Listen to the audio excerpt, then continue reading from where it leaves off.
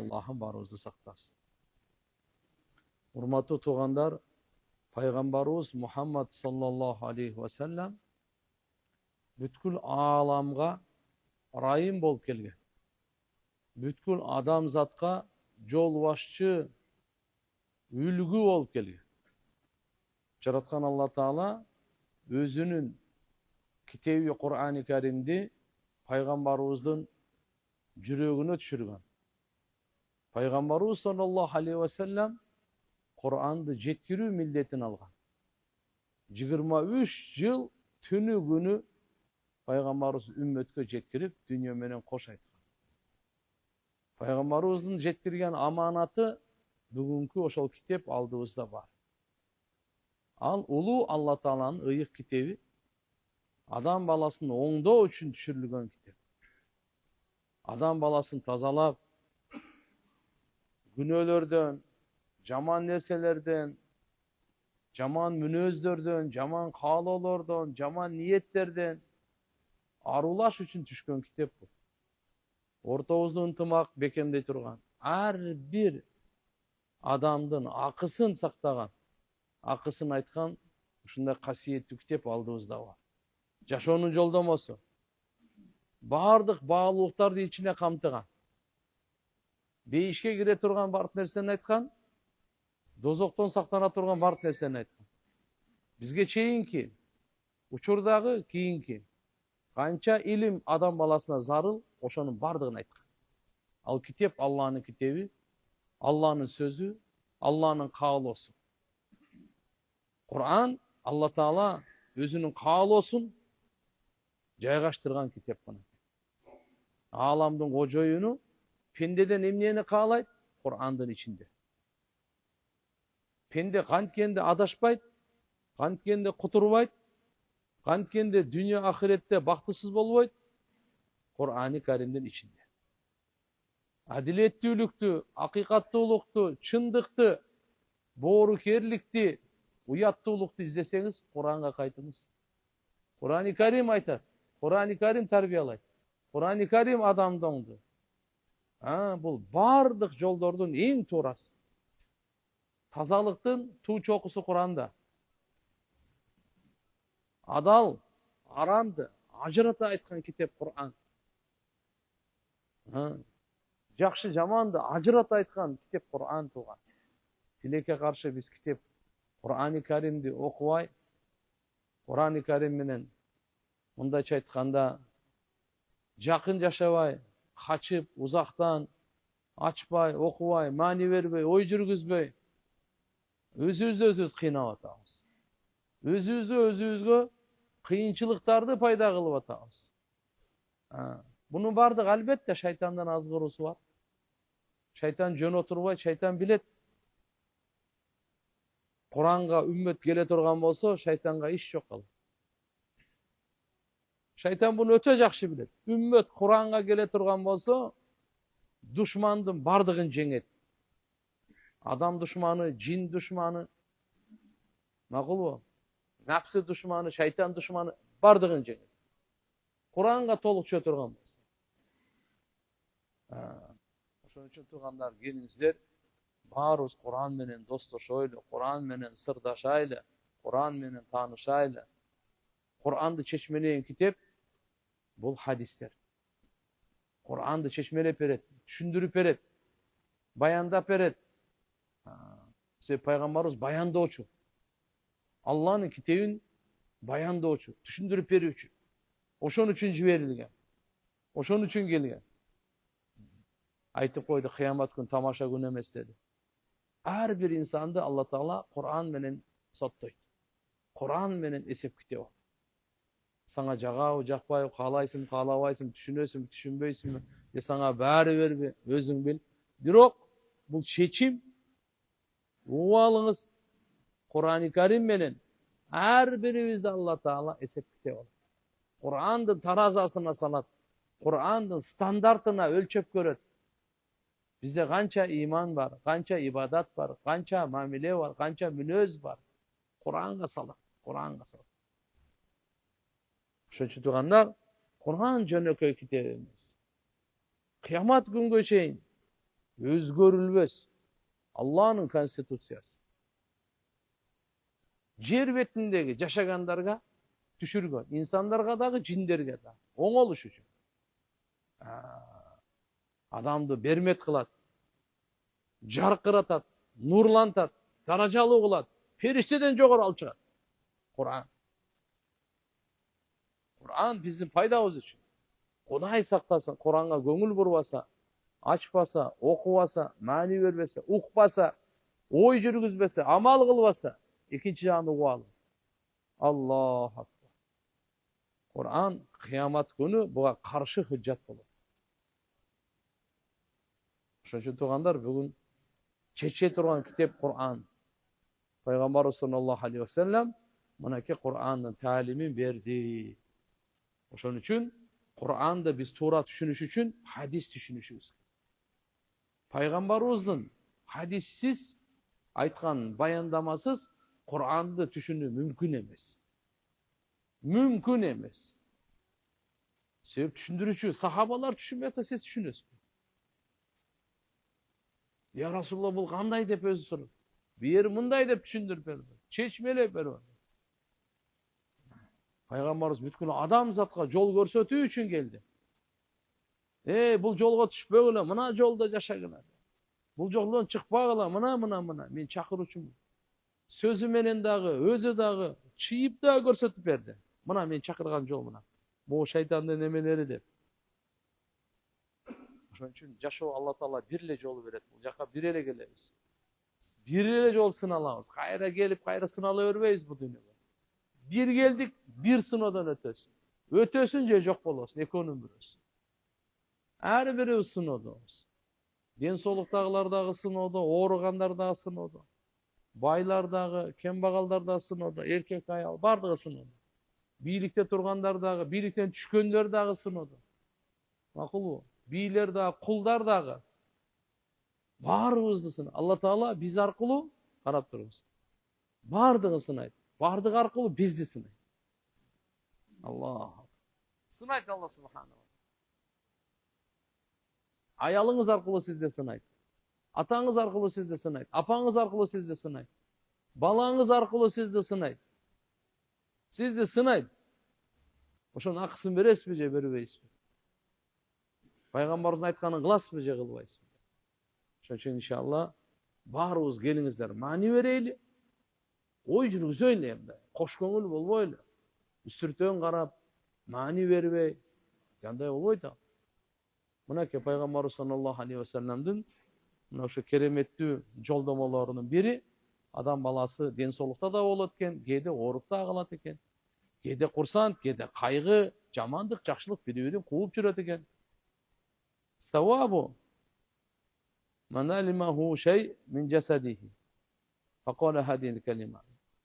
Kimdin denesi orusa, çaşınız oruyu, kaşınız, başınız, kolunuz, putunuz oruyu, kayır orusa. Öpke bor, börek, çörek bu. Buna ol sözlerde aytkanda, buna oşol yerge söz şifa var. Bul Muslim şerifte, Abu Davud şerifte gelip, Osman İbni Abil As radıyallahu anh'a rivayet, bu kişi Peygamberimize arızlandı. İslam'a girgenden beri oru itkende. İslam kabul algandan beri. Annahu şaka ila Resulillah sallallahu aleyhi ve sellem vec'an yeciduhu fi cesedihi mundu aslama. İslam kabul algandan Müslüman oldu. Oru itken, oşo orusu ketpeyt eken. Peygamberimize bir günü gelip, ya Resulallah, oru atat dep. Arızlandı ele, Peygamberimiz aytdı. Fakale lehu Resulullah sallallahu aleyhi ve sellem da yadak alellezî ya'lem min cesedik. Kaysin jerin orup atsa, oşol jerge kolunu koy dedi. Kaysin jerin orup atat? Kulak mı? Kulaka koy. Tiş mi? Tişine koy. İçin mi? İçine koy. Gayerin orup atat? Başın mı? Kaşın mı? O жерге koy. Dağı ayt. Bismillah selasen 3 yol ayt. Bismillahi, Bismillahi, Bismillahi. Ve kul 7 marrat. Andan ki 7 yolu mınan aytasın. Audu bi izzetillahi ve kudratihi min şerri ma acidu ve uhadiru. Uşunu 7 yol ayt. Demek organ jerge koldu koy. 3 jolu bismillahni ayt. 7 jolu audu bi izzatillahi ve kudratihi min şerri ma acidu ve uhadir. Uşunu ayt dedi. Tirmizi'nin rivayetinde koşumçadagı söz var. Azırkı rivayatka. Bu kişi aytadi. Usman ibn Abil As. Men uşunu kıldım deydi. Allah Taala mendeki oorunu getirdi deydi. Oğurgan жерindeki oorunu getirip manga şifaсын berdi. Em qarap turib ne deydi? Falam azal amuru biha ahli ve gayrahu. Oşodan beri uy bile bala çakam oğurup kalsa, je başka biri oğurup kalsa, uşunu aytıp geldim deydi. Buyruk berdi. Peygamberimiz aytkan, oğurgan жериңe kolunu koy. Bismillah'ın 3 jolu ayt. 7 jolu audu bi izzatillahi ve kudratihi min şerri ma acidu ve uhadiru. Uşunu ayt.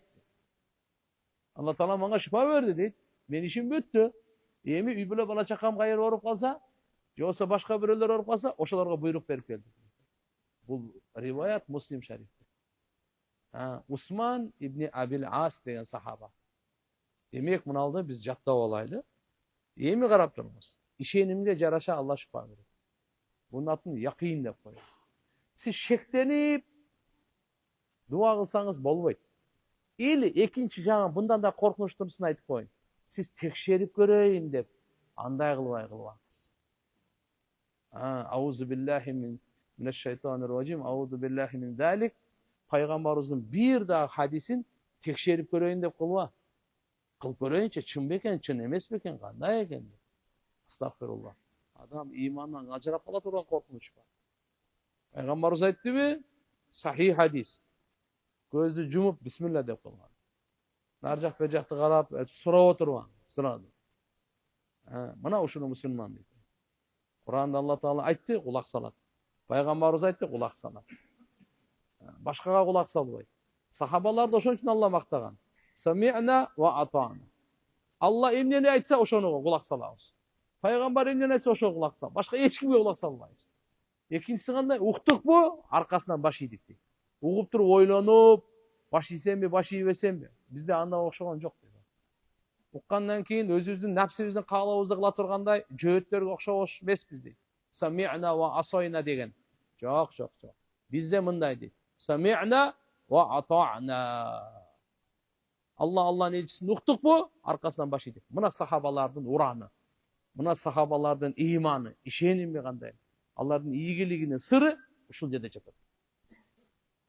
Çünkü inşallah mına jerde mına sahaba Usman ibn Abil As bolsa kança gün orugan Kuday bilet. İslamны kabul algandan keyin beri orup atkan eken. Mına Peygamberimiz bekar aytkan jok anda. Peygamberimiz emnen aytsa vahiyden aytadi. Bismillah. Albatta şeklenmey aytadi. Egerde dagı dele emi olup kalsa karap turmuş men sizge aytayın. Uşunu ayttınız oğru ketken jok. Siz ayttınız bu hadis, nurlu hadis, hakikat hadis. Men işenime jaraşa Allah'ın danışmandığı mümkün kişine geçip atkandı. Biro ikinci 100% aytayın oğru azayat anık. Toluğu menen getip işenimingizge jaraşa azayganычe anık mesela. Oğru bolbodu degende azayatan anık. Oşo kanday gana oğru bolbosun. Oşol oğruga ne kылыш керек экен? 10 goldu koyumuz da. Kebir rivayette 10 gol gerek. 10 goldu koy. 3 jolu bismillah. Anna 7 jolu audu bi izzatillahi ve kudratihi min şerri ma acidu ve uhadiru. Bismillah dep Allah'ın atı menen şifa talap kılıp oşol jerge, oğurup atkan jerge kolum koyup atam. Andan ki mına sözdü kotorması kanday? Allah'ın izzatı jana kudreti menen. Allah'ın izzatını ortaga koyup, Allah'ın kudretini ortaga koyup pana tileyim. Emneden? Men uşu taap atkan jaman nersedir.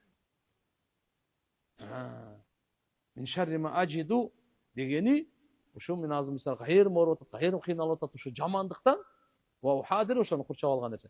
Mına uşuga pana tileyim. Emi kim orup kalsa mına dualarda okusun deydi ikincisi. Abu Said jana Abu Hurayra yekonan rivayet. Annahuma şahida ala Resulillah sallallahu aleyhi ve sellem annahu qal. Bu ekoten güvölük bir rivayet açat Peygamber sallallahu aleyhi ve sellem. Bu rivayet Tirmizi'nin rivayeti. Abu Said Hudri jana Abu Hurayra radıyallahu anhuma. Ne deydi?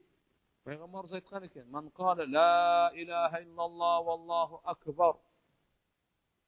Kim uşuntu aytsa, la ilaha illallah Allahu akbar dese, saddaka rabbahu, anın jaratıcısı anı tasdiqtayt deydi. Toora aytdı deyitten dagı, faqala, Allah munday deytken: "La ilaha illa ana ve ana akbar." Bu ne dedi? Bir Allah'dan başka sığınmaya layıklı zat yok. Allah ulu dedi. Allah aytatken. Toora aytasın. Menen başka sığınmaya layıklı zat yok. Men ulumun deydi. Ve idâ kâle la ilahe illallah vahda. Kim uşuntu aytsa, Allah Teala aytatken la ilahe illa ana vahdi.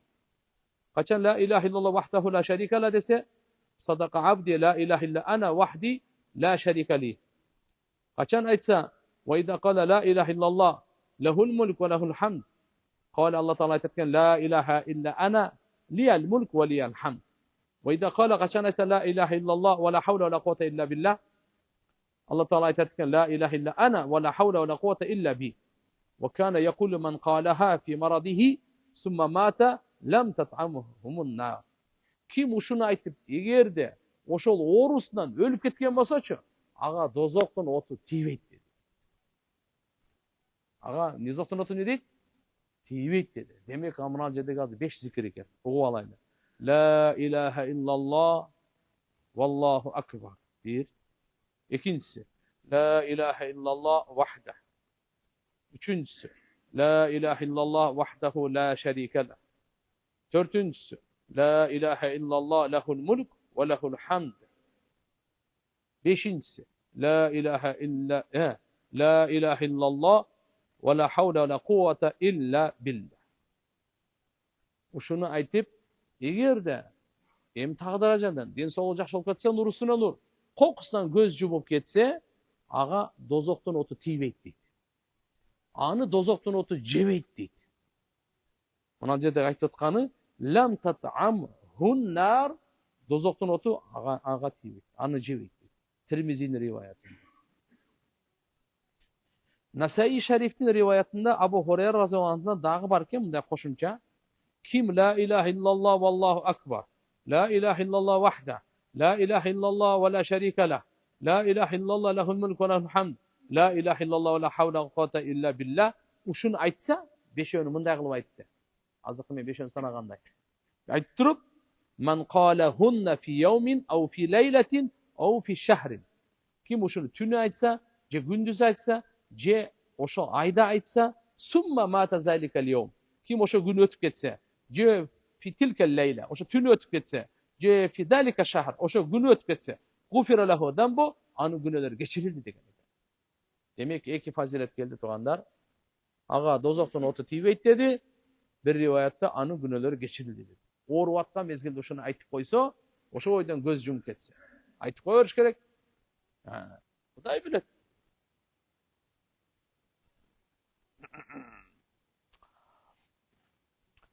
Abu Hureyre radıyallahu anhudan rivayet var. Peygamber sallallahu aleyhi ve sellem aytat: "Ya Abu Hureyre, ala ukhbiruk bi amrin huwa haq." Men sana bir hakikat iştin kavarın vereyim mi de Peygamberimiz Abu Hureyre'ye aytып atat.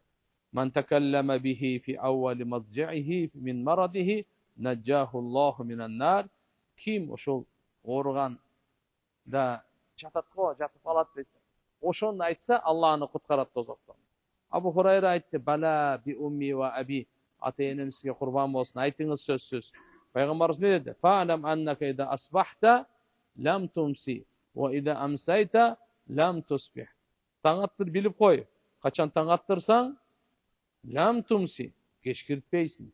Kaçan geçkirtsen taң atpaysın.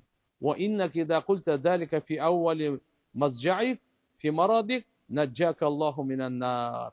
Sen kaçan şu orup jatkanыңda ele başında uşunu aytıp koy, Allah seni sözsüz dozoktun otundan kutkarar. Al gaysi dese an taqula la ilahe illallah yuhyi ve yumit ve huve hayyun la yamut ve subhanallahi rabbil ibad vel bilad velhamdülillahi kesiran tayyiban mübareken fi ala kulli hal. Allahu ekberu kebira. Kabbarna Rabbana ve celalu ve kudretuh bi kulli mekanin. İn Allahümme ente amrattani لتقبض روحي في مرض هذا فاجعل روحي في أرواح من سبقت له منك الحسنى وأعذني من النار كما أعزت أولياءك الذين سبقت لهم منك الحسنى فيمت في مرضي ذلك فإلى رضوان الله والجنة وإن كنت قد اقترضت ذنوبك تاب الله عليه. Bu yerdeki uzun hadistin manisi tuğanlar, azırkı bu zikirde aytsa, keyin dua kılsa, ya Allah, eğer mına şu orumda meni canımda ala turgan bolsoň, anda men ruhumdu, жақшы адамдардын рухуна кошкун. Аулиялардын рухуна кошкун. Мени дозоктун отунан куткаргын кандай сен?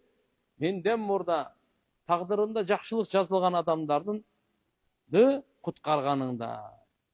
Эгерде мына ушул жерде өтө турган болсоң, Алланын ыраазычылыгында жана бейишинде болот дейт. Күнөөсү мойнуна алган болсо, Алла бардын күнөөсүн кечирет. Аллаху акбар. Эми мынаны караңыз. Саат ибн Малик радıyallahu anhu сахаба, Пайгамбар саллаллаху алейхи ва саллям айтат: "Ла илаха илля анта субханака инни кунту миназ залимин" деген дуаны билесиздер го. Бул Юнус пайгамбар балыктын ичинде ушуну 40 күн айтып турган эле. Алла Таала үч караңгылыктан, түндүн караңгылыгы, океандын караңгылыгы, балыктын ичиндеги, киттин ичиндеги караңгылыктан куткарып койгон. Кийин Алла Таала айткан Куранда мына ушинтип биз имандууларды да куткарабыз деп айткан. Мына ушу дуанын берекесинен. Ла илаха илля анта субханака инни кунту миназ залимин. Ким ооруганда айтса, кайсы мусулман ушуну 40 жолу. Кийин эгерде ошол оорусунда өлүп калса, ага шейиттин сообу берилет. Эгер ден соолугу жакшы болуп калса, барды күнөөсү кечирилет. Экөөнүн бирөөсү болосун да.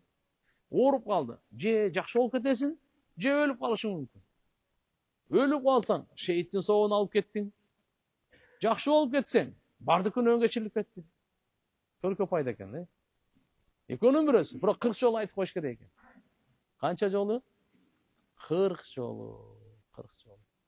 Мына азыр арабчасын азыр мына ва харражахул хаким би иснадихи Hakim Mustadrak Hakim'de gelirken bu rivayet Sa'd ibn Malik'ten aytılıyor atat.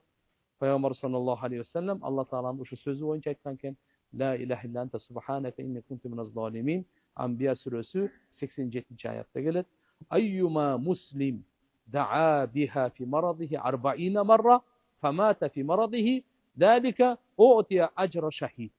Qaysı musulman şu duanı 40 jol ayta turgan bolsa, keyin өтүп кете турган болсо ушул оорусунда анда шейиттин сообуга берилет. Wa in bara'a wa qad ghufira lahu jami'u dunubihi бардык күнөөлөрдөн кечирилген абалда жакшы болот. Ден соолук тагып кетсе, бардык күнөөсү кечирилип кетет. Jami'u dunubi дейт пайгамбарыбыз. Бардык күнөөлөр. Эгерде өтүп кетсе көз жумуп, шейиттин сообун алып кетет. Мен эсимде бар. 2000 Allahumma salli ala Muhammad 2006 yılı ооруп калдым. Ne kadar 20 жыл burada. Kitap oku, ondan keyin adamsın da. Ooruysun, har kандай болосуң. Мен Кудай билет. Kimdi kaçan Allah tamam.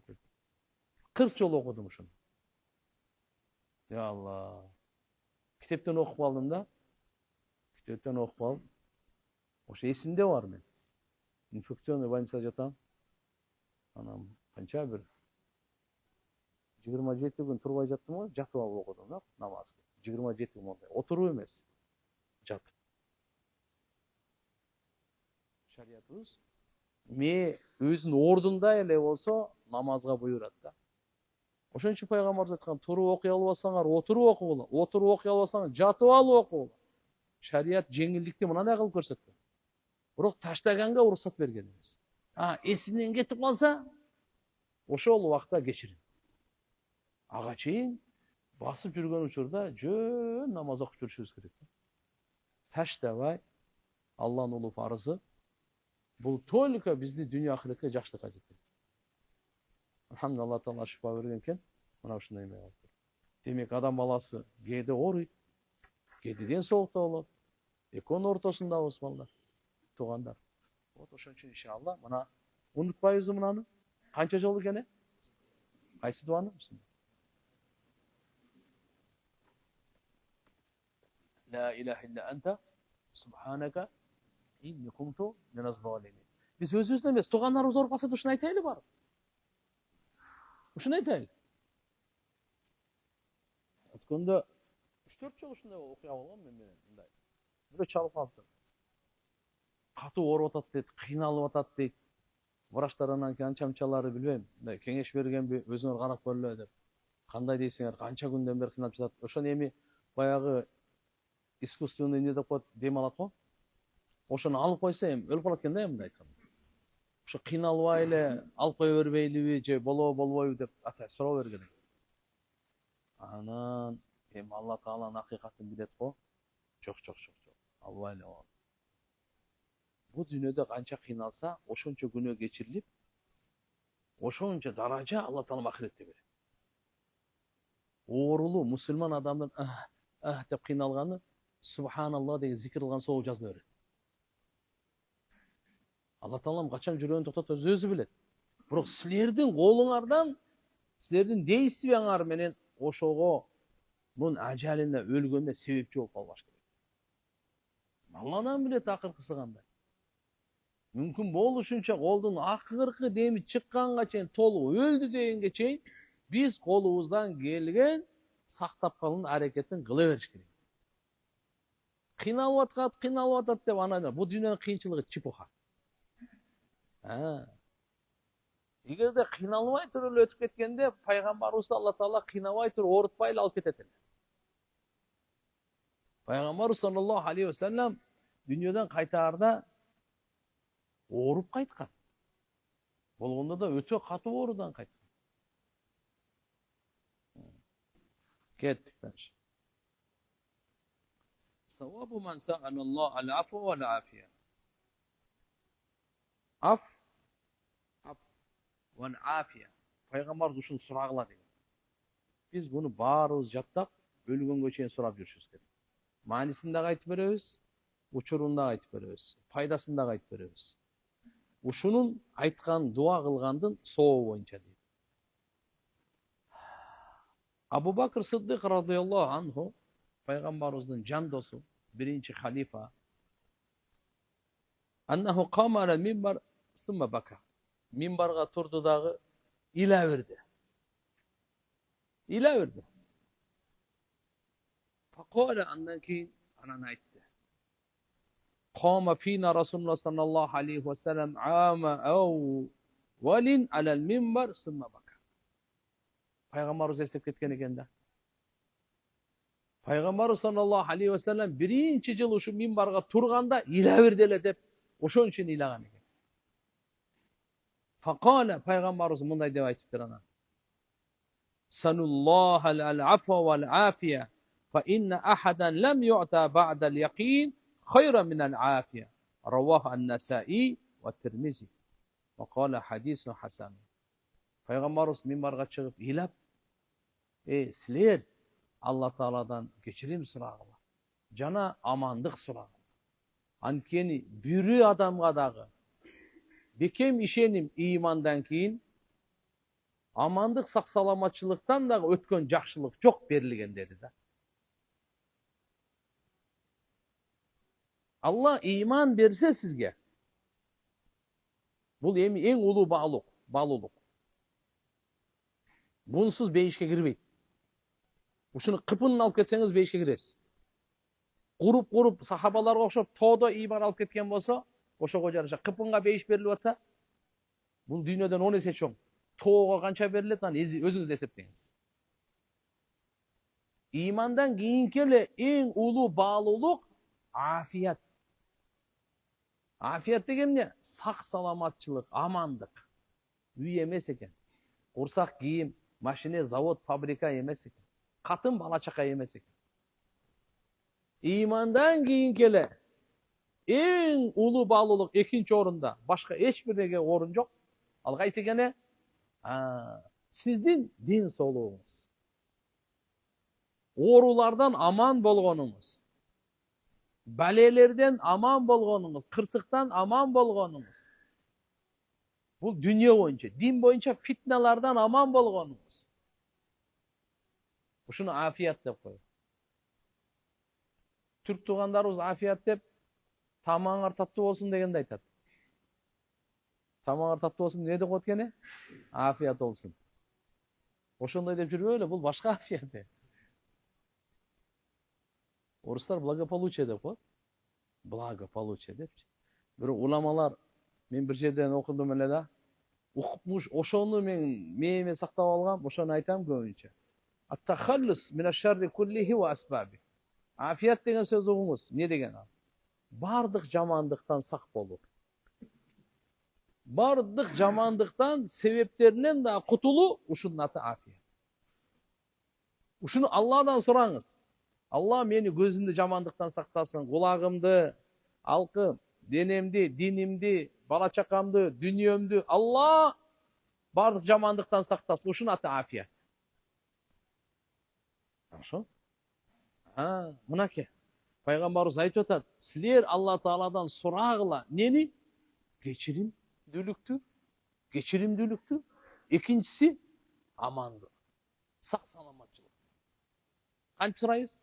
Айтыңыздар. Аллахумма инни ас'алука ал-афва вал-афия. Машалла. Бу тавафта сураган пайгамбарыбыз, тавафта сурагыла деп айткан. Пайгамбарыбыз бир хадисте айткан, азан менен коматтын ортосунда дуа кайтарымсыз кабыл болот деген. Сахабалар сурашканда, "Я Расулаллах, кайсы дуаны кылып алайлы?" деп пайгамбарыбыз ушул дуага айткан. Аллахумма инни ас'алука ал-афва вал-афия фид-дунья вал-ахира. Ушуну айтып болду. Бардык Аллаху акбар сыр жакшылыктын ичинде жашылып турат. Ne дейбиз? Аллахумма инни ас'алука al-afwa wal-afia fid-dunya wal-akhirah. Кабырга барасыз го зияратка. Ошону сураңыз. Атаңызга барасыз го? Апаңызга барасыз.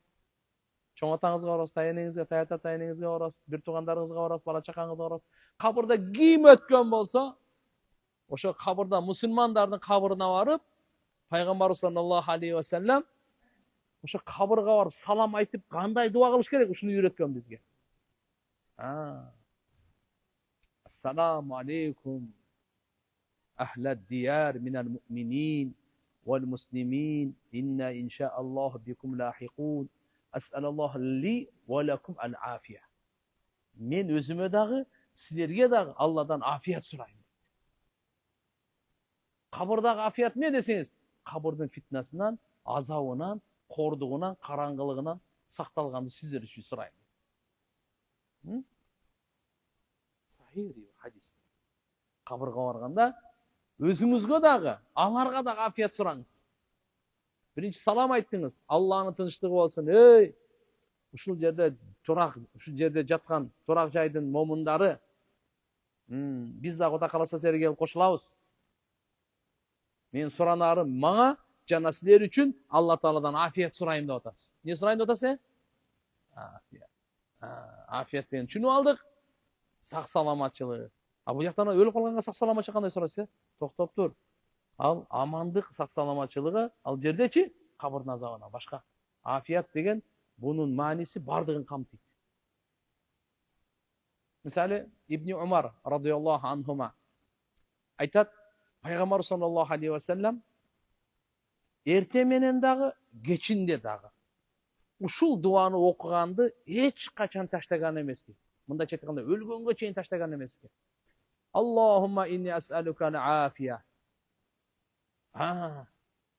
Аллахумма инни ас'алука ал-афия. Аллахумма инни ас'алука ал-афия. Аллахумма инни ас'алука ал-афва вал-афия في ديني ودنياي وأهلي ومالي اللهم استر عوراتي وآمن روعاتي اللهم احفظني من بين يدي ومن خلفي وعن يميني وعن شمالي ومن فوقي أعوذ بعظمتك أن أغتال من تحتي. Ушул дуаны пайгамбарыбыз Мухаммад алейхиссалам өлгөнгө чейин таштаган эмес. Эрте менен кечинде таштаган эмес. Лам яда хадихил калимат. Ушинтип келет. Абу Дауд Тирмизиде бир риваяттарда, саркы кечки дуаларда. Biz bаарыбыз буну жаттайлы, запись кылып алайлы, кичинери жаттайлы. Анан алымдарга, имамдарга, тааныгандарыңызга бир өткөрүп алыңыз, туура айтып атасызбы, туура эмеспи? И таштабаңыз. Болду. Ошого иншалла маанисин дагы билип алайлы. Я Аллах, мен сенден афият сурайм. Не сурайм мен? Афият сурайм. Аллах. Биринчи өзүнчө. Аллахумма инна нас'алука афия өзүнчө. Андан кийин Аллахумма инна нас'алука афва вал афия. Повторный келип атат. Я Аллах, мен сенден кечирим сурайм. Аф деген чыгып тургандар мындай. Арабтарда магфира, аф, Аллахумма магфирли дегенде эле кечирип кой деген сөз. Фафу анни бул деле кечирип кой деген сөз. Бирок айрымы бар. Аф дегени таркул уқуба деп коет, маху дунуб деп коет. Бул дегени күнөөнү өчүрүп койгондой айтат. Эмне айтып коет экен? Өчүрүп койгондой айтат. А магфират деген күнөөнү жашырып койгондой айтат. Статру дунуб деп коет. Ма викая шаррихи. Алла кечирим деген сөз кандай десе, Алла Таала ошо күнөөнү жашырып коет, башкаларга көрсөтпөйт. Экинчиси, ошо күнөөнүн кесепетинен, жамандыгынан сизди сактап коет. Ушунун аты магфират. Кечирим деп ушуну айтат. Эки нерсе бар. Күнөөнү жашырып коет Алла Таала, экинчиси ошо күнөөнүн жамандыгынан эмне деп коет экен? Сактап коет. Ар бир күнөөнүн жамандыгы бар. Жалган сүйлөгөндүн жамандыгы бар. Көрө албастыктын жамандыгы бар. Намаз таштап койгондун жамандыгы бар. Ар бир текеберликтин жамандыгы бар. Зынанын жамандыгы бар. Кумардын жамандыгы, ар бир күнөө жамандыгы бар. Ар бир күнөө дозокко жолдойт. Виза берет дозокко. Ар бир күнөө. Ошо күнөөнүн кесепетинен, жамандыгынан Алла Таалам сактап коет экен да. Демек, күнөөнү жашырып туруп, жамандыгынан сактап койганын аты магфират. Күнөөнү өчүрүп салганын аты афу. Алла Тааладан сурап атабыз, эмне деп? Я Алла, мен сенден кечирим сурайм. Күнөөмдү өчүрүп сал. Ошо күнөөгө өзү жаза берилиш керек эди. Ошо жазаны бербей эле кой. Ушунун аты афу. Хорошо? Өзү Алла Таала адилеттүү, күнөө кылгандан кийин сөзсүз жаза бериш керек. Бирок Алладан эгерде ким сураса, я Алла, мени аф кыл десе, ал кандай маани экен? Күнөөмдү өчүрүп кой дагы, жаза бербей эле кой деген сөз да. Болуптур десе, бүттү да иш. Ошону сурап атабыз. Пайгамбарыбыз айтты, азан менен дуанын ортосунда дуа кабыл. Сахабалар сурады, кайсыны сурайлы дедилер? Аллахумма инни ас'алука ал-афва вал афия фид дунья вал ахира. Дүйнөдө дагы, ахиретте дагы амандык, кечиримдүүлүктү сурайм. Сурайбызбы иншалла? Мына хадисте келип атканы туугандар, мынаки фа инна ахадан лам ю'та бa'da al-yaqin khayran min al-afiya. Билип алыңлар. Бир адамга дагы иман, якинден кийинки эле афияттан жакшыраак нерсе берилген эмес деди да. Ошон үчүн туугандар, эң улуу мунакет бар. Алладан сурайт. Абу Хурайра радhiyallahu anhu риваят, пайгамбар саллаллаху алейхи ва саллям айтат: "Ма мин да'ватин яд'у биха ал-'абд afdal min Allahumma inni as'aluka al-mu'afata fid dunya wal akhirah." Rawahu Ibn Majah bi isnadin jayyid. Pende Allahumma inni as'aluka al-mu'afata fid dunya wal akhirah degenden dagı abzelirek dua kılgan emес deydi. Andan abzelirek dua jok deydi. Kanday gana dua kılbasın, bundan abzel dua jok dep koydu. Bu жерде muafat deydi. Бұл екі сөзі бір değil.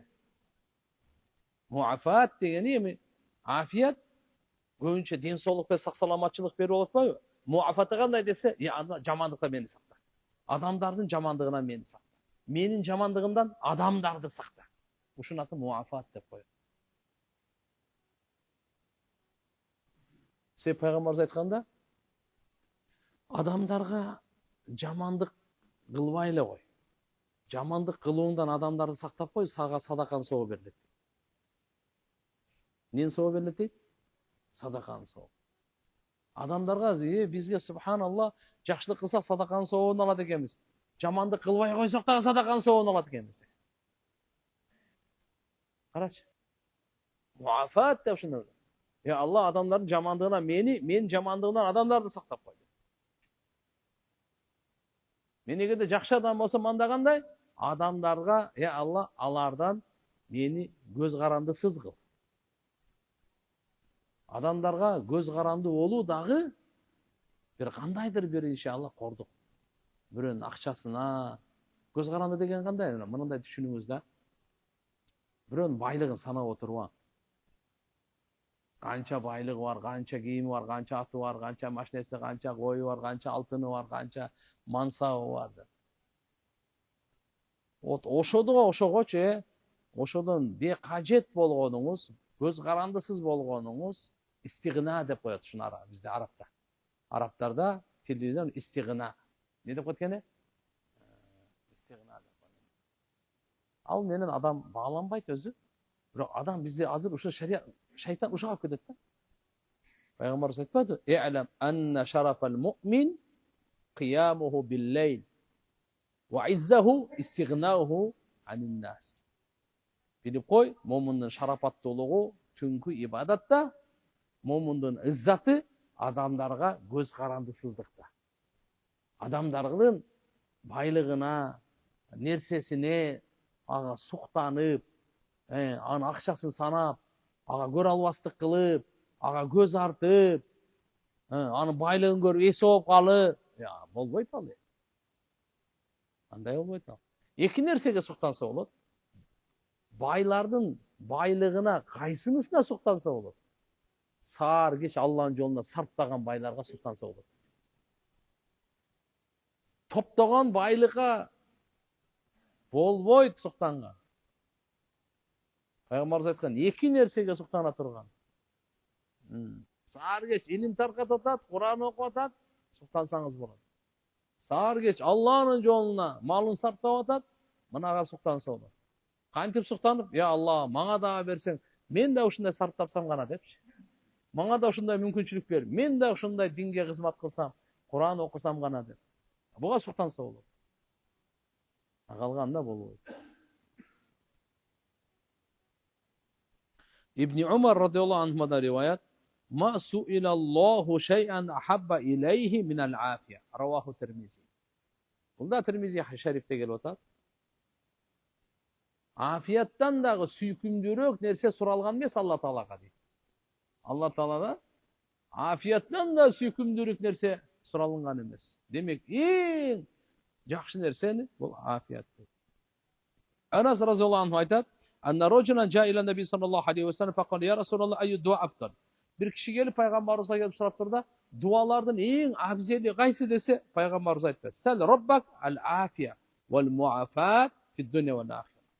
Rabbingdan sora afiyat sora, jana muafat. Afiyatda densoluk, muafatda viqayat, bundacha saqlanуу sora. Dünyada da, ahirette de. Demek ya Allah amandık ver. Sağ-salamatçılık ver. Meni oğrulardan sakta, balelerden sakta, fitnalardan sakta. La ilahe illallah. Ruhtun orusu denenin orusuna qaraganda korkunçturak. Al-kibr ummul amrad. Ustazımız aytadilar. Tekeverlik bardık günölördün enesi deydi. Tekeverlik. Hadislerde gelet arak içүү bardık günölördün açkıcı deydi. Başı deydi. Demek bunlardagı aram nerselerden. Allah Taala'dan biz ki iki jakты тең сурашыбыз керек. Ya Allah, mına denemdi dagı aram nerselerden sakta, oğru kırsıktan sakta, ruh, can dünyömdü dagı sakta deyipçi. Tekeverlik oğru. Biz azı baş oğru, iç oğru, tiş oğru, göz oğru, oğru dep esepteybiz. Boğur, öpkö, jürek oğrular. Tokto, tekeverlik bul. Andan страшный oğru. Gör albastыk bul oğru. Aç gözlük oğru. İki yüzlülük oğru.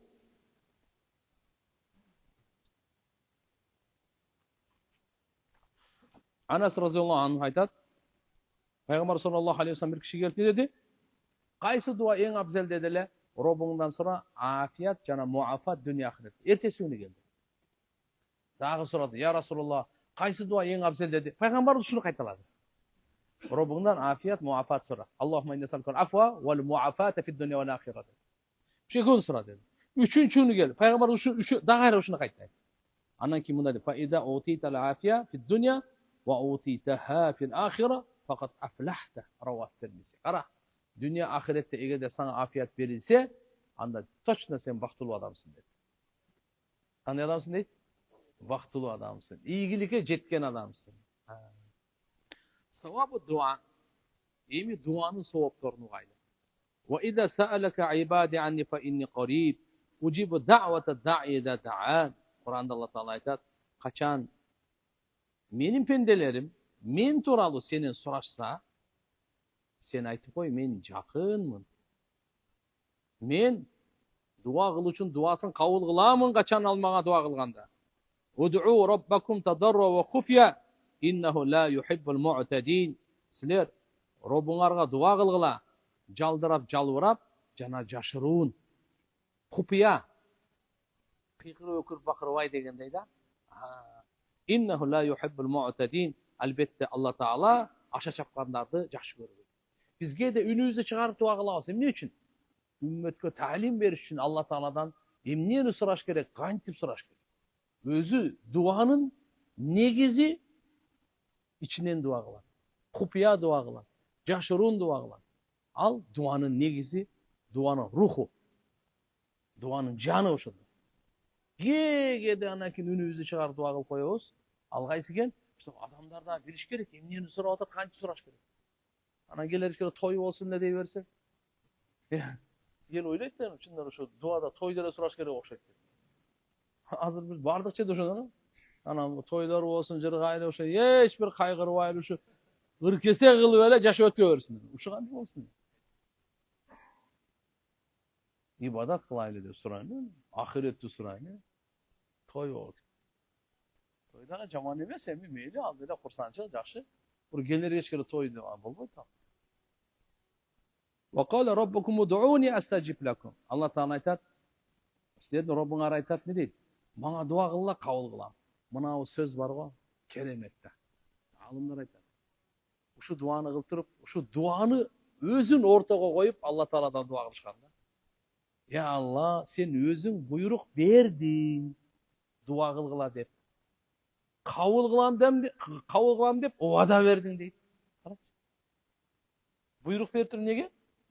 Dua kılgıla dep özün buyruk berip atasın. Kabul kılam dep uada kılıp atasın. Dem men kayka barayın. Dua kılgıla dep ne kıltat Allah Taala? Buyruk berip atpay bu. Buyruktu baş iş kerekti. Men kalayım kalabаймын mı? Manga jagabı jakpay. Men уже buyrukka baş işim gerek, dua kılışım gerek. Allah Taala buyruk bergen, dua kılgıla dep. Allah buyruk bergen. Namaz okugula dep buyruk bergendey. Çın süylөгүлө dep buyruk bergendey. Adiletli bolgula dep buyruk bergendey. Kudu muşunday Allah buyruk bergen. Dua kılgıla. Dua ibadat. Dua menen tamaşalaşpaş gerek. Bul duana kılsa adamdı. Bayırtan beker kalgan söz emes mına o. Dua menen el kөгөрөt, jamgыр менен жер көгөрөт. Jamgыр менен көгөрүп атабы, көгөрүп эле турабы. Ya. Бишкектер. Мына арашаң парашаңга чыксаңар экши топону карап бер. Азыр кандай болуп калды? Кишине чыгып көрө кандай экен? Машалла, машалла. Jamgыр менен жер көгөрөт дегенди көрөсүз. Дуа менен эл көгөрөт. Элдин өнүккөнү, элдин маанайы, элдин курсанчылыгы, макулбу? Барды дуада. Акча менен эл көгөрөт деген жок. Завод менен эл көгөрөт. Темир менен эл көгөрөt, алтын менен эл көгөрөt. Жок. Дуа менен эл көгөрөt. Менин сөзүм эмес. Качандан келген накысы. Акыйкат.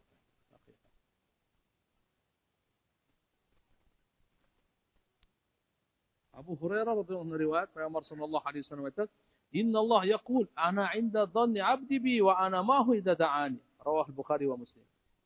Allah Teala aytken hadisi kudsi. Men pendem men turalı kanday gümön kılsa oşondoy muamele kılam. Kaçan ile dua kılsa boldu deydi. Tak. Bul bir. Men al menen birgemin deydi, menen dua kılsa. Bana dua kılsa. Dua kılganda bilip koyuңuz, Allah'ın jardamı уже sizge baştaldı. Ушундай сезим менен dua kılış керек eкен. Allah'ın jardamı уже ne oldu? Sizge başladı. Siz duanı baştаңыз, jardam sizge baştalar. Siz duanı baştаңыз, koldo sizge baştalar. Allah'ın kudreti, ilimi siz menen birge. Dua baştaldı mına ki. Emi karağız. Anas ibn Malik radıyallahu anh aytar. Peygamber sallallahu aleyhi ve sellem'den aytkanını uqqam deyip Peygamberimiz aytar. Hadisi kudüs eken bul dağı. Allah aytar. Yabna Adam. Ey adam balası. İnneke ma da'avtani ve racavtani gafartu laka ala ma kana minka ve la ubali. Ravahu Tirmizi. O menin penden deydi. O adam balası.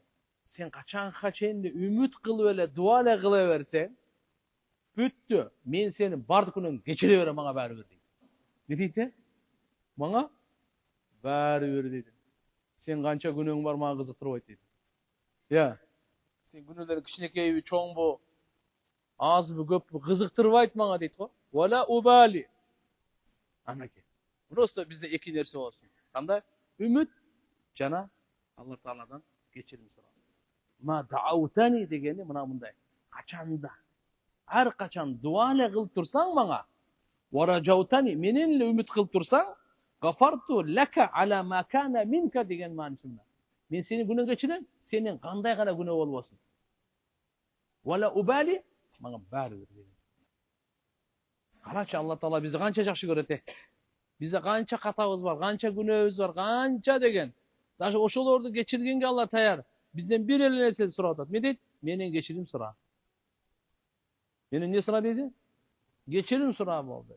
Ya Allah sen calgısın. Seni başka hiç kim geçir albaydı. Meni geçirip koyçu de. Peygamberimiz hadislerde üretken. Ne degen? Zanamtu zulman kathira ve la yaghfiru dunuba illa anta faghfir li maghfirata min indik. Ya Allah, men seni geçirim surayım, özüңdün aldığınдағы geçirimdi surayım. Kanday? Gede Allah Taala oğru verip geçiret. Gece kaygı verip geçiret. Men Allah'dan uşunday surayım, ya Allah, uşu başka nerselerdi ortaga salbay ele, özüңdün aldığından ele geçirim surap atan. Andayı çok geçirip koy degen sözde. Kaygısız, gıcalatçılıksız, oğrusuz ele, ya Allah meni geçirip koyç. Men senden oşunday geçirim surayım.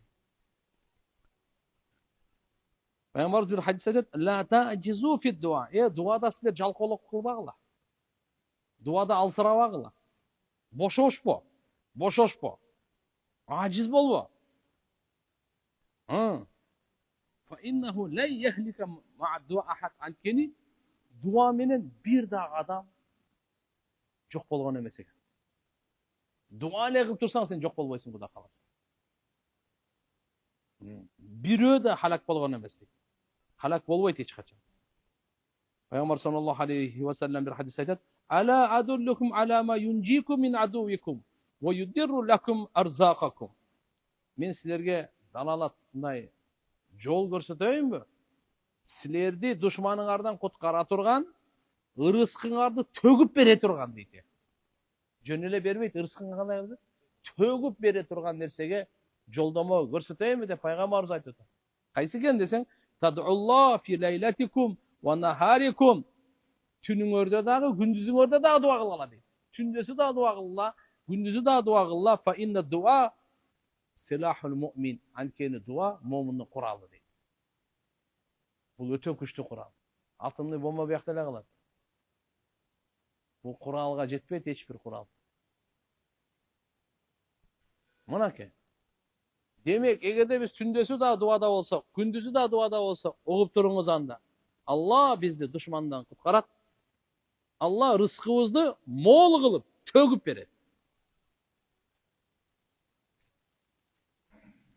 Cinay almay çarçayız. Rızkını vergen Allah Teala. Abu Hurayra radıyallahu anh rivayet keltiret. Peygamber aytdı: "Ad-dua silahul mu'min ve imadud din." Ve nurus semavati vel ard ravahul hakim. Dua momundun kuralı. Dindin türkügü. Asmanların jerdin nuru dedi o. Abu Hurayradan da rivayet var. Leyse şey'un akrama alallah mined dua. Peygamber sallallahu aleyhi ve sellem aytat, Allah Taalaga ugup alыңыз. Duadan ötken sıyırı nerse yok dedi. Allah'a neden?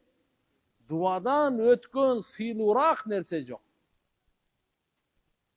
Duadan ötken sıyırırak nerse yok Allah'a deydi. Karaç. Allah dua kılgan pendelerdi жақшы көреді eкен. Dua kılgan pendelerdi özüne жақындатады eкен. Azır rivayetlerde gelir. Duanı siz şeklenmeyle kılınız. Allah'ını şaştırmayla kılınız. Püt düş ekele nerse.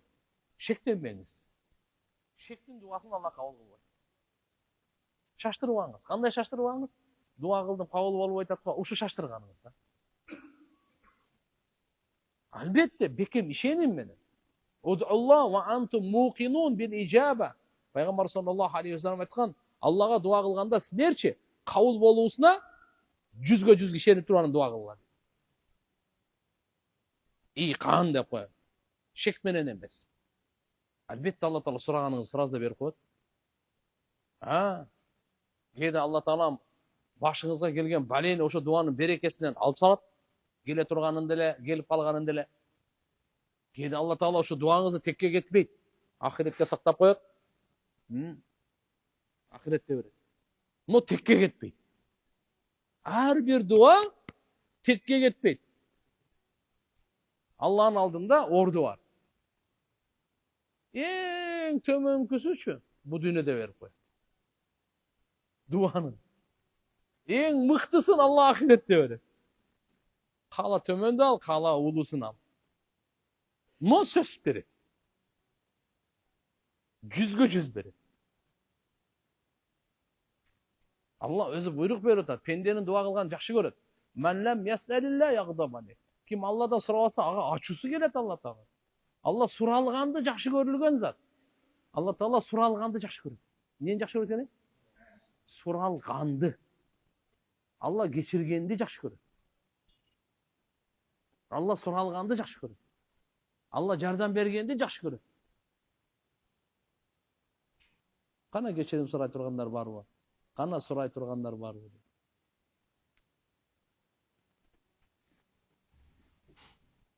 Peygamber sallallahu aleyhi ve sellem aytat, "Men sarrahu ayestaciba Allah lehu inde şedait, felyukthir fi'd-du'a min ad-du'a fi'r-raha." Rawahu Tirmizi.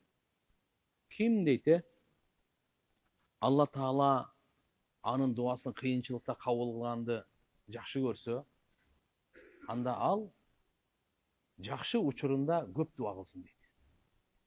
Эгерде эртеге башыңа бале келип калганда, ошол убакта дуаң кабыл болгонду сени кубандырабы? Все. Анда sen başına bale geleлекте дуаны көбөйткүн деп атат да. Ким кырсыкта, кыйынчылыкта дуасы кабыл болгонду кааласа, анда кырсыкка учурай электе эле, жамандыкка учурай электе эле дуаны көбөйтсүн. Риваяттерде келет, ден соолугу жакшы учурда, иши жакшы жүрүшүп атканда, амандыкта, жаштыкта, күчтө дуаны көп кылса, постоянно дуа кылып жүрө берип, буну үнүн периштелер таанып калат экен. Таанып калат экен? Телефон менен сүйлөшө берсең, үнү сразу таанысаң, алсаң, кандай жакшы сразу. Көп сүйлөшө таанып каласың да. Бияктагы связь болуп таанып калат экен да. Эртеге кыйналганда, Алла, баягы периштелер айткан, бул тааныш дуа. Тааныш үн. Буну бир нерсе кылбасак болбойт. Дуа менен иши жок. Эч кандай иши жок. Кыйналганда эле кайрысы. Ким дейт экен да?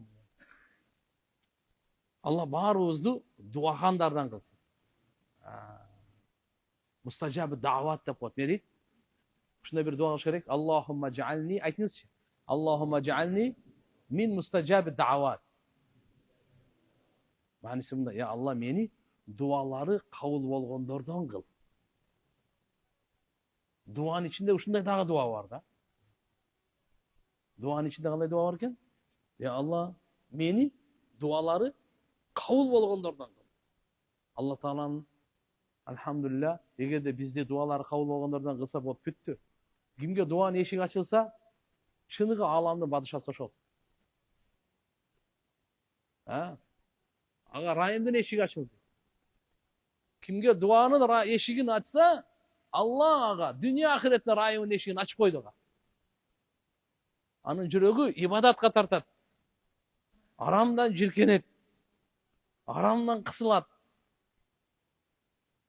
İbadatta жүрөгү kengeyet. Zikir kılıp rahatlанат, дуа кылып rahatlанат, namaz okup rahatlанат, davat berip rahatlанат. Ha? İbadatta rahatlанат, oroza karmap rahatlанат. Tüktölüp kalbayt. Kuday saktасın. Kuday saktасın. Egerde дуа кылбаса, bunun жүрөгү күнөөгө тарта берет. Эми сөздү оңуз.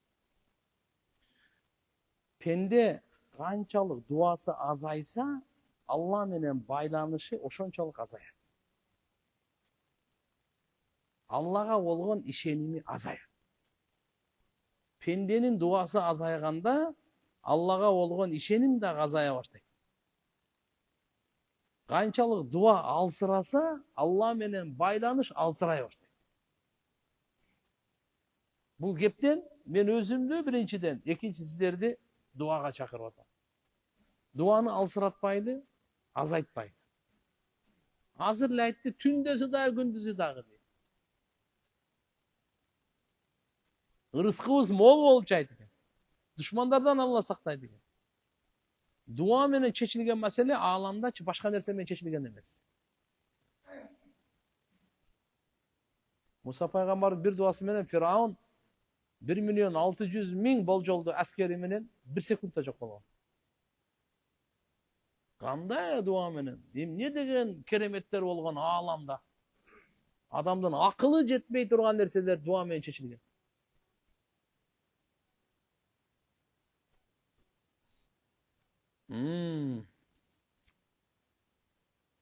Мен акыркысын окуп коеюн анда.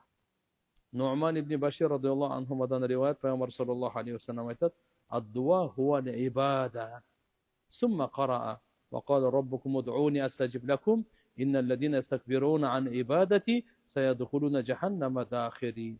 Rawahu Abu Davud ve Tirmizi. Peygamber sallallahu aleyhi ve sellem aytat: "Ad-dua huvel ibada." Dua bul ibadetin özü. Bu konkret nere siz dua kılıp atsanız ibadat kılıp atam dep işeniңiz. Бұл ибадат, ибадаттың соғы жазылып атат. Дуаңыздың әрбір айтқан сөзіңізді періште угуп атат. Алла угуп атат. Жазылып атат. Ки мынал аятты окуду, Робуңар айтат, дуа кылгыла мага, силердин дуаңарды кабыл кылам. Шек күмөнсүз менин ибадатымдан текеберлик кылгандар, алар дозокко кирет кор болуп дейт. Мынал жерде дуа деп айткан. Алла. Мына сөздү кичине көңүл буруп коюңуздар. Şu sözüm менен мына Кудай кааласа сабакты бүтүрүп суроо жооп өтөбүз. Бирок мына көңүл буруп коюңуздар кандай экен. Пайгамбарыбыз айтып атат, дуа бул ибадат дейт. Куранда Алла Таала эмне деп атат? Дуа кылгыла, кабыл кылам. Шек күмөнсүз ким текеберленсе мага ибадат кылуудан дегенди муфассириндер айтышкан мага дуа кылуудан. Мааниси кандай болуп калды?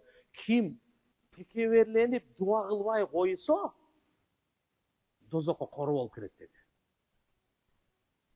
Ибадаттан баш тарткан, текеберленген. Мындайча айтканда, бул жерде дуа менен, маселе дуа менен келаткан эле. Ким дуа кылгандан текеберленип кылбай койсо, Алла Таалага кылбай, текеберленип дуа кылбай койсо, ал жакын арада дозокко кор болуп кирет деп атат. Алла Таалам баарыбызды сактасын. Ибадаттан ибадат кылбай текеберленбеш керек. Текеберлик кылбаш керек да, то есть. Алла Таалам иншалла баарыбызды өзү сактасын. Амин.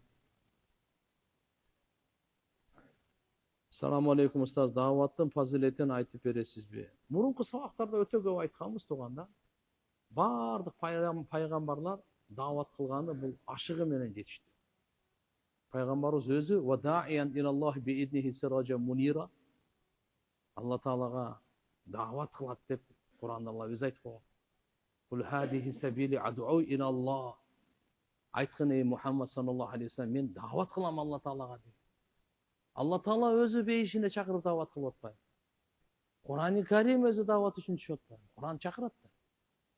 Ошон үчүн алхамдулилlah бул даваттын фазилетин айтып бүтүш мүмкүн эмес да. Бүгүнкү күндө алхамдулилlah даватка чыгып атабыз, дин үйрөнүш үчүн, оңолуш үчүн, тазаланыш үчүн. Билгенибизди башкалар менен бөлүш үчүн. Башка эч нерсе жок. Мына ушул фазилеттин бардыгы. Балам 2 жаш катуу ыйлайт. Токтобой анан уктаса чочуп берет. Коркот. Куран коем болбой жатат. Өзүңүз дем салгыла. Дарат алгыла. Балага дарат алып дем салыш керек, туугандар. Ихласты окуңуз, Фалакты окуңуз, Насты окуңуз, Аятал Курсини окуңуз, Фатиханы окуңуз. Андан башка саркы кечки дуалар бар. Балдарга окуй турганчы, сөзсүз окуңуз. Өзүңүз башкаларга да окутуңуз. Чочуп атабы, ыйлап атабы, окутуңуз. Ата энеге дават айтса болобу? Дават жакшылыкты айтпаянан ата энеге айтпайан кимге айтабыз? Жакшы сөз, дават бардык жакшылыктын энеси. Анын эң биринчи ата энебизге, албетте аларга буйрук иретинде эмес, сунуш иретинде. Кандай экен? Кыл, мындай, тигиндей, жок, андай эмес. Просто акцентти кичине кичпейиндик аласыз. Сөздү үстүнөн таштабай алдынан көтөрөсүз, бүттү иш. Ушундай кылса жакшы болот экен, Куран окуса жакшы болот экен, мечитке барса жакшы болот экен, зекет берсе жакшы болот экен. Нормально. Пайгамбарлар мындай болгон экен, сахабалар мындай болгон экен деп айтат. Мындай мындай акыл үйрөткөндөй, буйрук бергендей эмес, алдынан сунуш иретинде айтсаңыз, Кудай кааласа жакшы болот. Гусул алып жатып, жыныс мүчөгө кол тийип кетсе, кайра дарат алуу керекпи? Жок. Биздин мазхабта андай эмес. Башка мазхабтарда бар. Жыныстык мүчөгө кол тийип кетсе, дарат бузулат. Хорошо? Башка мазхабта. Биздин мазхабта андай эмес. Тахажжуд намазы анын даражасы тууралуу айтып өтөсүзбү? Тахажжуд намазы бардык пайгамбарлар окуган, бардык сахабалар окуган. Пайгамбарыбыз айткан, силерден мурунку өткөн бардык салихиндердин адаты. Бул шайтанды базга менен чапкандай болот деген. Күнөөлөргө кафара деген. Күндүзү күнөөдөн токтото турган күч бар деген. Ким түндөсү тахажжуд окуса, иншалла күндүзү күнөөлөрдөн сак болот. Фарыз намаздан кийинки эле экинчи орундагы дуанын кабыл болгон күчү тахажжуд намазда. Менин сиңдим Иисус пайгамбарга сыйынат. Ахирети кандай болот? Өлгөнгө чейин тооба кылган болсо, иншалла жакшы эле болот. Бирок ушуга сыйынып атып өлгөн болсо, ахирети дозоку болот. Кудайым сактасын. Иисус пайгамбарды сыйлайбыз, сыйынбайбыз. Экөөнү ажыратып алайлы. Манас атабызды эмне кылабыз? Сыйлайбыз, бирок сыйынбайбыз. Экөөнү алмаштырып албайлы, Сыйлоо, сыйынуу. Сыйынуу бир гана Аллага. Шериги жок. Кудурет чексиз. Иса пайгамбарды жараткан, пайгамбар кылып жиберген, Инжил китебин берген, кереметтерди берген, тирүү сактап койгон. Кыямат күнүнө келет, дажжалды өлтүрөт, адам баласын шайтандан куткарганга мээнетин кылат, Курандын өкүмүн жүргүзөт. Иса пайгамбар кереметтүү пайгамбар. Иса алейхиссалам деп биз ага пайгамбар деп ишенебиз. Ыйманыбыз пайгамбар, улуу пайгамбар деп ишенебиз. Китеп түшкөн пайгамбар деп ишенебиз. Жөнөкөй пайгамбар эмес. Бирок Алла Тааланын баласы эмес. Же болсо үчөө эмес, же Кудай өзү эмес. Намазда сажда сахвыны унутуп калса, эмне кылуу керек? Кийинки намазда баштап алса, намазды кайра кайтарабы? Жок. Намазда сажда сах, жаңылыш саждасын унутуп калса, ошо ойдон намазды кемчилдиктүү болуп өтүп кете берет. Бирок кайра кийинки намазда аны кайтарбайт. Устаз, напси менен күрөшүүгө кандай насаат айтасыз? Эмне амал жеңилдетет? Пайгамбарыбыз айткан, напсини тарбиялай турган, напсинин каалоолорун ордуна кое турган, көп кетсе сындыра турган нерсе өлүмдү эстүү. Актиру дикра хадимал ладдат, яни ал-маут. Силер адамдын напсисинче эң талкалай турган нерсени көп эстегиле, мындайча айтканда өлүмдү. Өлүмдү эстей турган болсо эле болду, проблема чечилет. Мен каза болгон таэжеме, атама, таекеме медресеге Куран китеп алып Берсем болобу, сооп жазылабы аларга, апама? Сөзсүз жазылат. Хадис бар. Мечитке ушундай альхамдулилlah медресе окуй турган жерге Куран китептерди коюңуз. Кимге ниет кылган болсо, ошого сооп жазыла берет. Устаз, азыр эркектер аялын, эже, карындашын же апасын видеого тартып эле көрсөтүп жатат. Элге көрсөтүп жатат. Даюс ким экенин түшүндүрүп айтасызбы? Бул жакшы эмес мына көрсөткөн. Даюс деген кызганбаганды айтат. Даюс бейишке кирбейт деген. Апасына, эже карындашына, кызына, аялына кызганбаган мусулман адам кайраттуу келет. Чочко эмес мусулман адам. Кызгануу ол. Сабак алсак болот мына башкалардан. Айгырларды көрбөйсүзбү? Чыныгы айгыр да ал. Бардыгында ороздордон бери. Эркек өзүнүн эмесинен алхамдулилlah ал бар нерсе ал. Табигый нерсе. Ошону жоготкон болсо өлдү анда. Табигый ар-намусулук каякта калат? Басырык баскан учурда эмне кылуу керек? Же басырык эмнеден улам болот?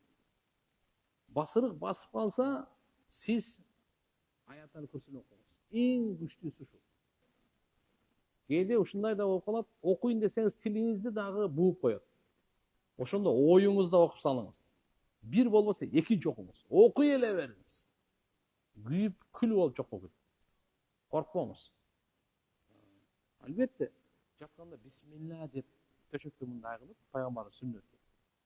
Дарат менен, истигфар менен дуаларды окуп жаттыңыз, басырык жакындабайт. Апам бул өмүрдөн өтүп кеткен. Атабыз жок, чоңойгонбуз. Кийин апам өткөндөн кийин билдим. Бизди багып алганын. Эми өзүмдүн ата энемди издегеним туура болобу же жокпу? Мейли. Ата энеңизди өзүңүз эле издеп көрсөңүз болот. Бирок эгерде табылбаса, ага кыйналып же кыжалат болгондун кереги жок. Дуаларды кыла бериңиз. Sizge Allah razı olsun barыбызга. Men 39 жаштамын. Карыз намаздарымды кандай окусам болот? Эми намаз окуп баштадым. Allah razı olsun sizге. Карыз намазды окуганга өтө жакшы. Ниет кылыңыз, көз коркок кол батыр, тетрадты алыңыз, ручка менен жазыңыз. Качан балагатка толгон эсиңизде барбы? 13, 14, 15 уул болсоңуз. 12 жаштан баштала берет. Эгер эсиңизде болсо, ошол эсиңизден тарткандан азыр качан намазды баштадыңыз? Мисалы 13 жашта балагатка толсоңуз, 39да намазды баштапсыз. 39 минус 13 канча болуп калат? 20, 16. Туурабы? 26. 26-ны жазып коесуз дагы, бүгүнкү цифраны жазасыз. Бисмилла деп окуганда эле жаза бериңиз. Сразу туруп алып эле азан кооматсыз эле азан кооматка кеткен убакытка каза окуй бериң. Макру 3 убакытта гана окусаңыз болбойт. Күн чыгып атканда, чак түштө күн батып атканда калган учурда окуй бериң. Үйдө бош убакыт таптыңызбы? Бильярд, теннис токтотуң дагы только каза окуң. Менин жашым 20да. Ата энем диндин түшүнүгү жок. Мен илим алып келем. Дин менен жашап бактылуу болгум келет. Суроом, илим алып турмушка чыкканым жакшыбы же илим алып алам десем жашың өтүп кеткен дешет. Мен илимге кызыгым курч болуп жатат. Илимди биз өлгөнгө чейин алабыз. Мынакей биз ушу күндө дагы мен ушу өлгөнгө чейин алам деп ниет кылдым. Демек илимди биз туугандар турмуш курганда дагы, ура электе да. Үйлөнгөндөн кийин дагы. Пайгамбар саллаллаху алейхи вассалам сахабалардын көпчүлүгү жаш өтүп калган эле.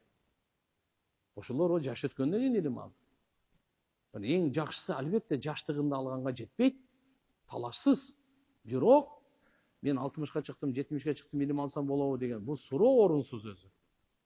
Бир күн жашообуз калса да илим алышыбыз керек. Улуу адамдардын айткан сөзү бар. Эгерде мен бир эле күнүң калды өмүрүңдө, каяка сарптайсың? Илимге деген. Каяка сарптайсың? Илим алып, илим сарптайт, берет. Чакында Кант шаарында маркумду узатып жатып, жайдын ичинен кара жылан чыкты. Башка жай казып коюлду. Кийин мен айттым, бул жаман белги болушу мүмкүн. Азаптана турган десем, койчу кайдагыны сүйлөбөй дешти.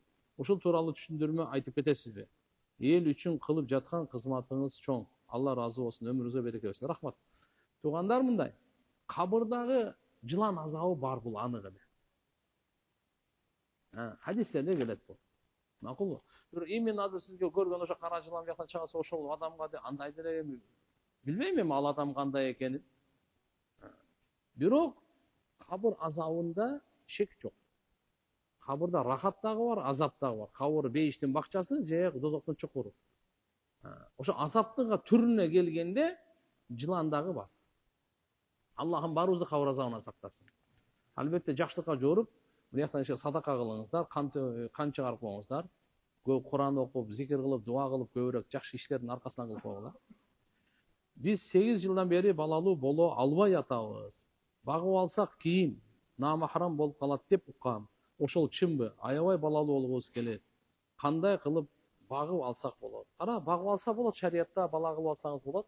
Ошол 2 жашка чейин наристе болсочу, өзүңүздүн эжеңиз же сиңдиңиз ошолор балалуу болгон болсо, ошолорго эмизип койсоңуз проблема жок. Эмчектеш болуп калат дагы, махрам маселеси оңой эле чечилет. Вакыт барбы?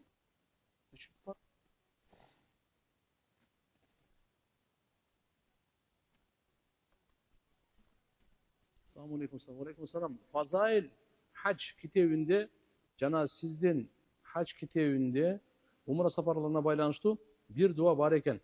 Анда пайгамбар саллаллаху алейхи ва салламдын мүрзөсүн зиярат кылып жатканда шапаат тилөө суроо бар экен. Бул дуа бидат же адашуу эмеспи? Сүннөт жана хадистерде келбейт го. Алла ыраазы болсун. Туугандар, пайгамбар саллаллаху алейхи ва салламдын шапаатын сурайбыз. Пайгамбар саллаллаху алейхи ва салламдын шапаатын бул хадистерде толтура. Бирок чектеген эмес пайгамбарыбыз. Мына жерде сура, бул жерде сураба. Бул жалпыга тиешелүү. Ошон үчүн иншалла пайгамбарыбыздын бул жерде шапаатын сурап аткандан кийин жанына барып сураган не күнөө? Пайгамбарыбыз айтып атат, ушул жерде салават айтсаң, периште жеткирет дейт. Мен жаныма келип салават айтсаң, мен өзүм угам, өзүм жооп берем дейт. Өзүм угам деп атат. Сен любой сөзүңдү угам деп. Ушул жерде пайгамбарыбызга кайтып анан кийин шапаат. Пайгамбарыбыз ассаламу алейка я Расулаллах деп ошол жерден кайрылып атабыз. Макулбу? Пайгамбарыбыз саллаллаху алейхи ва салламдын шапааты жараткан Алла субхана ва тааlanын алдында Алла таала дагы Кур'ани Каримде айткан жери бар. Качан алар сен алдыңа келишсе, не деп атат? Ошол жерден анан кийин кечирим сурап, тооба кылышса, сен да аларга кечирим сурасаң, сөзсүз Алла тааланы кечирүүчү кылып табышат. Албетте иншалла суроо Алла таала берет турганда. Пайгамбарыбызга ол өтүнүч ал болот. Албетте буну бир фарыз, важип, мындай сүннет кылып милдеттүү эмес. Пайгамбар саллаллаху алейхи ва саллям жалпы таштаганда пайгамбарыбызга кайрылуу, шахадат айтканыбыз, кайрылганыбыз, шапаат сураганыбыз эч кандай бул бидат же болбосо адашууга алып барбайт. Assalamu alaikum ustaz, wa alaikum salam. Так, устаз, мен Кур'ан илимин алуу үчүн ниеттенип атам. Ушуга байланыштуу кандай ниет жана амал кылса болот? Алла ыраазы болсун.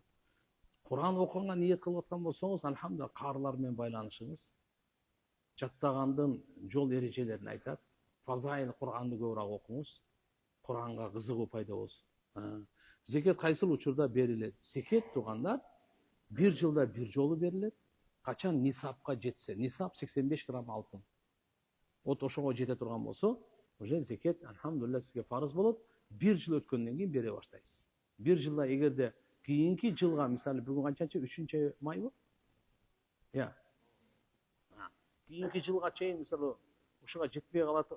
Азыркы нисапка бүгүн жетти. 85 грамм алтыныңыз орду акчага жетти.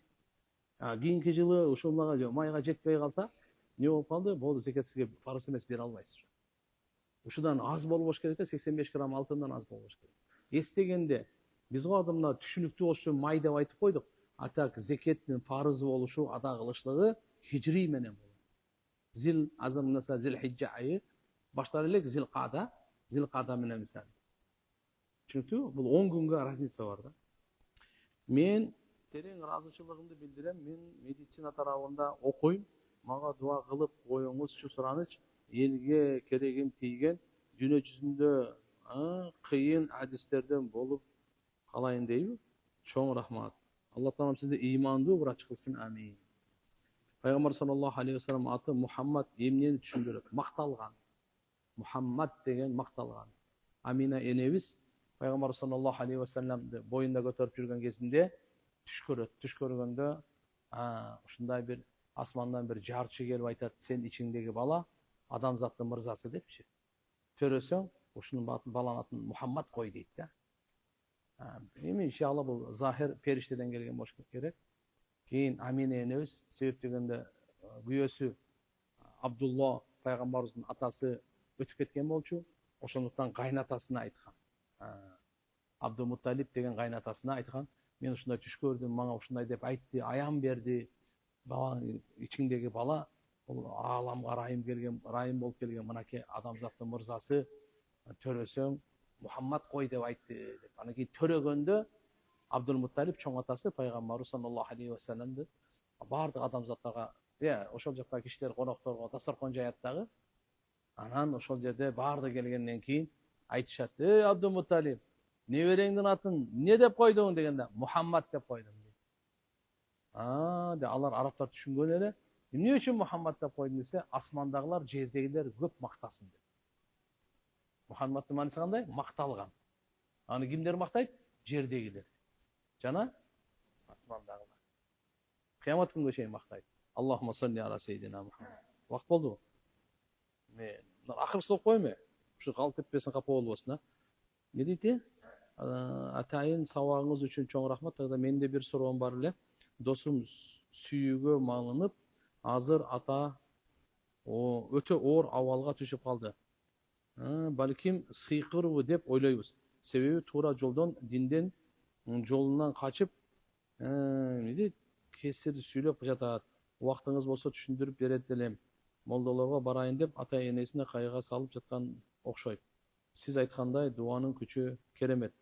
Ушу балага дуа кылып коюңузду суранам. Аты жөнү Ислам деп эле айтайын, эмне фамилия отчествосун окубайын. İslam'a Allah Teala şifa kamil acil mustamir ata kılsın. Allahu Akbar. Kim diyem saldırsa mınaki imamlar var. Namazdan kim gayrılsın.